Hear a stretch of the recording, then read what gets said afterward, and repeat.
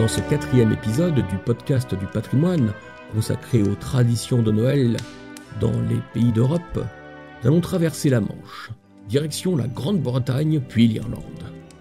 Christmas, qui signifie messe de minuit, est célébré en Grande-Bretagne avec beaucoup d'enthousiasme. Les villages, les maisons et les magasins se parent de superbes décorations étincelantes. Dans les rues, des groupes d'enfants interprètent des Christmas carols, les chants de Noël, contre quelques pièces de monnaie. Certains groupes d'adultes font de même afin de subvenir aux besoins d'associations caritatives. Quand il n'est pas en tournée, on croise Santa Claus, le Père Noël, à chaque coin de rue. Les Britanniques raffolent aussi des traditionnelles cartes de vœux dont ils seraient les inventeurs. Apparues au XVe siècle avec l'imprimerie, elles ne se développèrent qu'au XVIIIe siècle grâce notamment à la lithographie. Chaque Britannique en envoie aux personnes qu'il connaît et accroche celle qu'il reçoit au-dessus de la cheminée. À proximité de celle-ci, les enfants placent de grandes chaussettes de laine quand ce n'est pas au pied du sapin, afin d'y recevoir cadeaux et friandises que Santa Claus, descendu du ciel en traîneau, viendra déposer dans la nuit. Enfin arrive le repas du réveillon qui ne saurait se conclure sans le traditionnel Christmas pudding, gâteau de Noël. Cette pâtisserie so british est un mélange de fruits secs, de sucre et d'alcool recouvert d'un glaçage blanc de près d'1 centimètre d'épaisseur et arrosé d'une sauce chaude à l'alcool. Ce gâteau se prépare 1 mois à l'avance, 5 dimanches avant Noël. Tout un rituel accompagne la confection du pudding.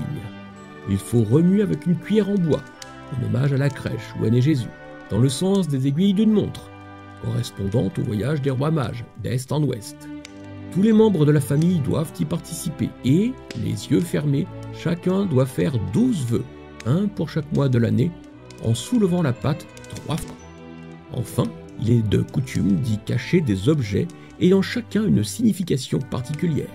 Une bague, pour la personne qui se mariera dans l'année, un bouton en argent pour le célibataire, un dé à coudre pour la vieille fille, une pièce de 10 shillings en or, prédisant la fortune à son découvreur, et une figurine de petit cochon pour désigner le gourmand. À présent, direction l'Irlande. En Irlande, les traditions religieuses sont très ancrées dans les célébrations de Noël et les festivités débutent 12 jours avant le 25 décembre. On appelle cette période Little Christmas, Petit Noël. Les Irlandais allument des bougies aux fenêtres en signe de bienvenue adressées à Marie et Joseph. La tradition veut que chaque bougie soit allumée par la personne la plus jeune de la maison et ne soit soufflée que par une personne s'appelant Mary. Avant de partir assister à la messe, on laisse un verre de whisky pour le Père Noël et des carottes pour ses reines car, comme en Grande-Bretagne, Santa Claus est le bienfaiteur des enfants. Les cadeaux sont ouverts le 25 décembre, juste avant le traditionnel repas de Noël qui a lieu dans l'après-midi. Celui-ci comprend l'inévitable dinde, du jambon, du bœuf épicé et le fameux Christmas pudding. Jadis, il était de coutume de laisser la table dressée après le dîner avec des fruits secs et du pain, du lait et une grosse bougie en signe de bienvenue aux voyageurs. Le 26 décembre est encore jour de fête.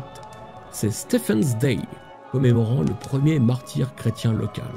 De nombreux Irlandais assistent à des courses de chevaux et font des paris, tandis que d'autres chantent dans les rues. À la campagne, de jeunes garçons, les Wren Boys, habillés de vieux vêtements, chantent de maison en maison pour obtenir quelques pièces de monnaie.